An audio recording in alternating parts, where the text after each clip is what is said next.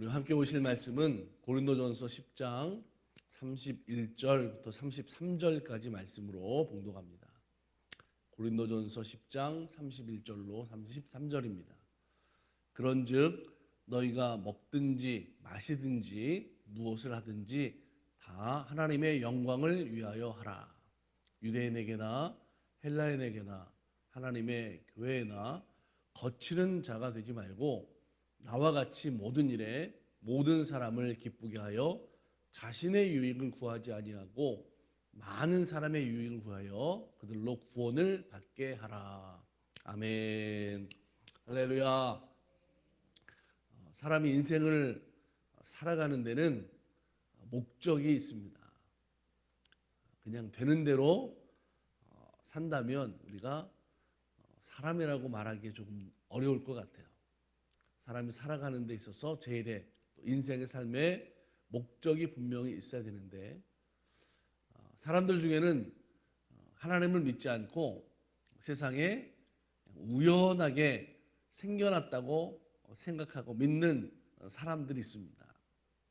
그래서 세포에서부터 시작해가지고 사람이 이렇게 진화가 돼서 만들어졌다. 사실 우연하게 이건 생겨난 거죠. 하나님을 안 믿는 사람들이 말하는 겁니다.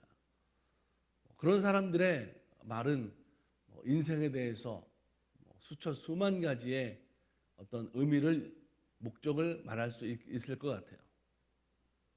그런데 성도들은 오늘 우리들이 분명하게 하나님을 믿기 때문에 또 하나님 안에서의 인생에서의 가장 중요한 목적을 우리들이 말할 수 있어야 됩니다. 오늘 우리 한 사람 한 사람은 분명하게 하나님이 인생의 사명을 또 목적을 주셨음을 믿으시기 바랍니다.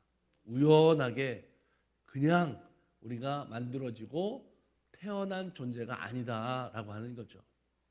로마서 11장 36절에 보면 이는 만물이 주에게서 나오고 주로 말미암고 주에게로 돌아감이라. 그에게 영광이 세세에 있을지어다. 아멘. 모든 만물을 하나님이 만드셨다. 주님께로부터 우리가 나왔다라고 하는 거죠. 그래서 우리의 마지막은 결국은 주님께로 돌아갈 수밖에 없어요. 그래서 인생의 목적, 살아가는 삶의 가장 중요한 모습은 바로 하나님 앞에 영광을 나타내는 삶으로, 하나님께 영광을 올려드리는 삶으로 우리가 살아가는 삶의 모습이 되어야 될 줄로 믿습니다. 우리 함께 읽었던 본문 31절에는 그런즉 너희가 먹든지 마시든지 무엇을 하든지 다 하나님의 영광을 위하여 하라, 그렇게 말씀하고 있어요. 다 하나님의 영광을 위해서 살라라고 하는 것은 어떤 의미냐면 사실은 우리들의 모든 생명까지도 다해서 하나님의 말씀을 따라 살아가는 삶을 말씀하는 거죠. 고린도전서 6장 20절에 21절 말씀 보니까 너희 몸은 너희가 하나님께로부터 받은 바 너희 가운데 계신 성령의 전인 줄을 알지 못하느냐.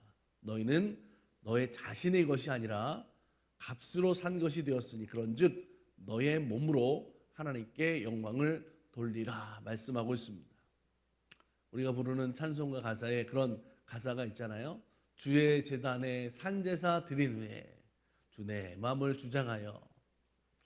오늘 우리들의 삶의 모습은 하나님 앞에 영광을 올려드리는 삶으로 산다라는 것은 사실은 우리가 아까울 것이 없도록 살아가는 삶, 하나님 앞에 영광을 나타내는 삶으로 살아가야 될 줄로 믿습니다. 하나님의 영광을 위하여 살아가는 삶의 모습은 내 생명까지 다 하는 것으로 충성하는 것이 오늘 우리가 살아가는 인생의 가장 중요한 목적이 되어야 된다라고 하는 거죠. 사랑하는 여러분, 왜 성경은 우리들의 인생의 목적에 대해서 말할 때 이렇게 하나님의 영광을 위해서 하나님께 영광을 돌리라 그렇게 말합니까? 사실 우리가 조금만 이렇게 눈을 돌려보면 우리들의 인생에 더 즐겁고 하고 싶은 일도 많고 내 마음대로 살고 싶은 그런 방향들도 사실 많이 있습니다.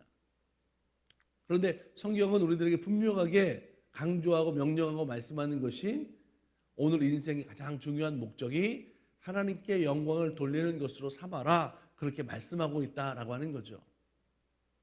왜 그러냐? 자, 오늘 우리들의 인생 자체가 바로 하나님의 영광을 위해서 살아가는 것이 사명이고 그것으로 만들어졌기 때문에 그래요. 인간을 지으신 하나님의 뜻이 거기에 있어요. 그래서 하나님을 찬양하는 것, 하나님께 예배하는 것, 하나님을 영광에 내는 삶으로 사는 것이 너무나 당연하다라고 하는 거죠. 여러분, 하나님이 나를 만드시지 않았다고 한다면 내가 존재할 수 있을까요? 하나님이 우리를 창조하지 않으셨으면 우리가 이렇게 살아갈 수 없다라고 하는 거죠. 나를 존재하게 만드신 하나님의 뜻대로 사는 것, 하나님의 뜻대로 살아가는 삶의 모습이 목적이 되는 것, 이것이 하나님께 영광을 돌리는 가장 인간의 본분이고 사명인 것을 믿음으로 기억하시기를 바랍니다. 보세요. 교회에 십자가가 이렇게 강대상에 상징으로 걸려져 있잖아요. 이것은 분명한 목적대로 이유가 있고 그렇게 쓰임을 받는 거예요. 만들어 놨는데 교회에 이렇게 강대상이나 아니면 교회의 상징으로 걸려 있지 않으면 그 십자가를 만들어 놓은 이유가, 목적이 그대로 쓰임받지 못하니까 아무것도 아닌 존재가 돼버리는 거죠. 오늘 우리들이 목적대로 사용되고 쓰임받는다라고 하는 것은 그 자리에 내가 있어야 되고 그 뜻대로 살아가야 되는 겁니다. 그래야만 하나님이 기뻐하시는 삶을 살아가는 하나님의 목적대로 쓰임받는 성도들의 신앙생활이 된다라고 하는 거죠. 우리는 하나님을 기뻐하는 성도들이 또 되어야 될 줄로 믿습니다. 자, 우리가 기뻐하는 일들이 있어요. 내가 행복감을 느끼고 만족감을 느끼는 일들이 사실 많이 있죠. 자, 그런데 그런 모든 것보다도 가장 중요한 것은 내가 하나님을 기뻐해야 된다라고 하는 거예요. 내 만족감과 내 유익함과 나를 기쁘게 하는 인생을 살아가는 것이 우선되는 것이 성도의 모습이 아니다라고 하는 거죠. 만약 그렇다고 한다면 여러분, 누가 복음 때문에, 사명 때문에 충성하고 순교할 수 있겠습니까? 우리의 행복과 기쁨은, 성도들에게 있어서의 가장 중요한 삶의 모습은 하나님이 내게 주신 능력으로 실천하면서 그 말씀에 순종하면서 그 하나님을 내가 기뻐하는 삶으로 사는 거예요. 우리가 쉽게 다른 말로 말하면 하나님이 중심이 되는 삶으로 살아가는 것이다 라고 하는 거죠.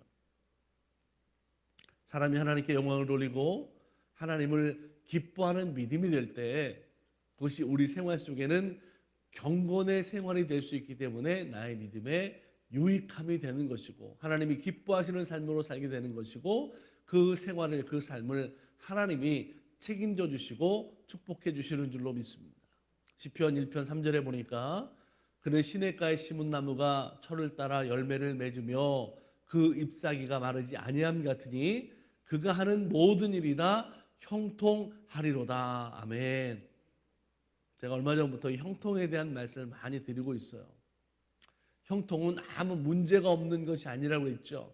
내 앞에 장애가 있고 문제가 있고 어려움이 있지만 하나님의 사람들은 하나님의 중심의 모습으로 살아가면서 앞에 있는 것들을 그냥 뚫고 나가는 것이 형통이다 말씀을 드렸어요.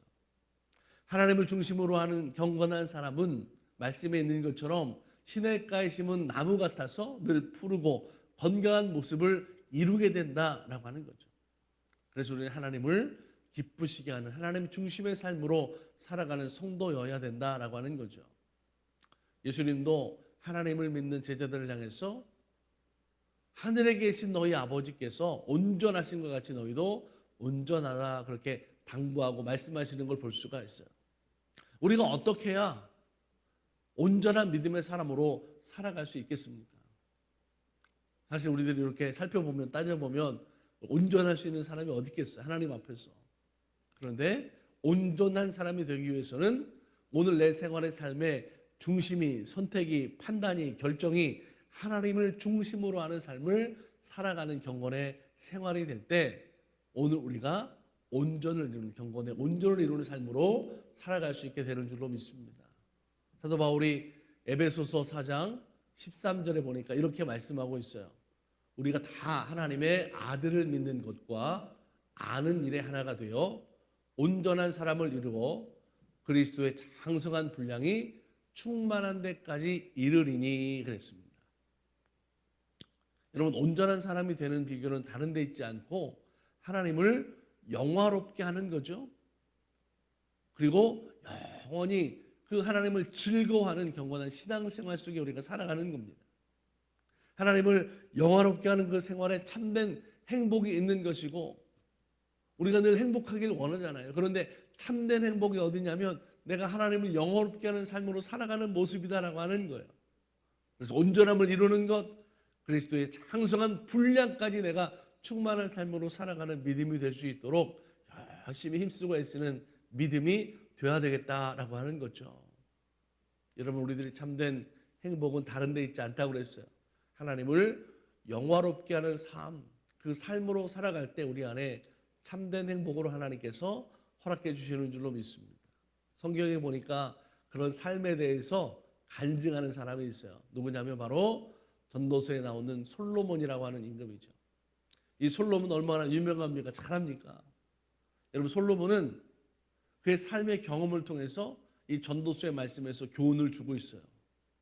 그는 누구보다도 하나님께 대해서 지혜와 경건의 지식을 구했던 사람이었습니다.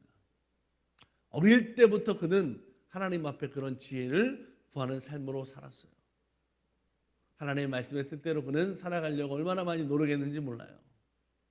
그래서 그 시대에 가장 지혜 있는 사람으로도 유명했습니다. 그런데 그런 솔로몬이 자기의 인생을 경험을 통해서 그가 전도서에 말씀하는 것은 하나님이 없는 삶으로 살아가는 그 삶에 대해서 뭐라고 말하냐면 그것은 바람을 잡는 것이다 라고 말하고 있어요. 여러분, 바람을 잡는 것이 어떤 일입니까? 얼마나 허망하고 헛됩니까? 하나님이 없는 삶으로 살아가는 것은 번뇌가 많다, 지식이 있어도 근심이 많다라고 솔로몬은 우리들에게 교훈하고 당부하고 있어요. 여러분, 요즘에 시대에 살아가고 있는 우리들의 모습을 보세요. AI가 만들어져 가지고 얼마나 지금 편리한지 몰라요. 내가 모르는 거 물어보면 다 알려줘요. 얼마나 지식이 많고 지혜가 많은 시대를 살아가는 요즘의 시대인지 모릅니다. 저도 이제 운전을 하지만 여러분, 내비게이션이 없으면 한두 번 갔던 길도 잘 못 찾고 헤매는 거예요. 이상하죠? 편리한 시대를 살아가는데 내 안에는 그게 없어요. 바깥의 도움을 받지 않으면 살아갈 수 없어요. 심지어는 가족들 전화번호도 못 외워요. 그냥 누르면 나오니까. 지식이 많지만 지혜로운 시대를 살아가지만 정작 우리 안에 있는 것이 너무나 점점 부족해지는 시대를 우리가 살아가고 있어요. 전도서의 말씀을 보세요. 솔로몬은 자기의 경험을 통해서 그가 살아봤어요. 세상의 모든 행복을 추구했던 것이 여러분 솔로몬의 삶이었습니다. 큰 집을 짓고 자기가 보기에 좋은 동산을 만들어 놓고 많은 노비들을 부리고 자기의 처첩을 많이 두고 세상의 향락을 즐겼던 그의 인생이었습니다. 어떻게 보면 어떻게 그렇게 사냐 부러워할 수도 있겠죠. 자, 그런데 그런 그 모든 삶에 대해서 마지막에 결국은 이야기한 것이 모든 게 바람을 잡는 것과 같다고 그랬어요. 거기에 행복이 없다 그랬습니다. 헛되다고 그랬어요. 어떤 사람은 권세를 잡으면 그런 행복한 삶을 산다 그렇게 생각을 해요. 어떤 사람은 돈만 있으면 그렇게 행복한 줄 압니다. 하지만 이것은 틀린 생각이죠. 틀린 방법이에요. 오늘 성도들은 하나님을 영화롭게 하고 하나님을 항상 즐거워할 수 있는 경건한 신앙생활을 통해서 하나님이 원하시는 사람이 되고 하나님이 뜻하시는 일을 하게 되면 그 안에서 우리가 참된 행복을 누리게 될 줄로 믿습니다. 우리는 언제나 하나님을 영화롭게 하기 위해서 힘쓰는 자들이 되어야 될 줄로 믿습니다. 오늘 내 자신이, 내 가정이, 내 교회가, 내가 살아가는 사회 속에서 하나님께 영광을 돌리기 위한 삶으로 살아가는 것이 우리 그리스도인의 삶의 모습이어야 된다라고 하는 거죠.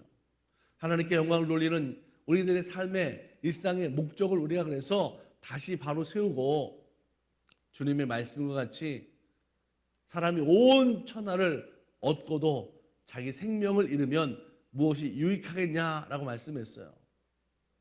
오늘 나의 삶의 모습이 하나님 앞에 내가 죽도록 충성할 수 있다면, 그래서 하나님을 영화롭게 하기 위한 삶을 살아갈 수 있다면, 오늘 우리들에게 있어서는 가장 그것이 감사가 되고 은혜가 되고 기쁨이 되고 행복한 삶을 살아가는 성도의 모습이 될 줄로 믿습니다.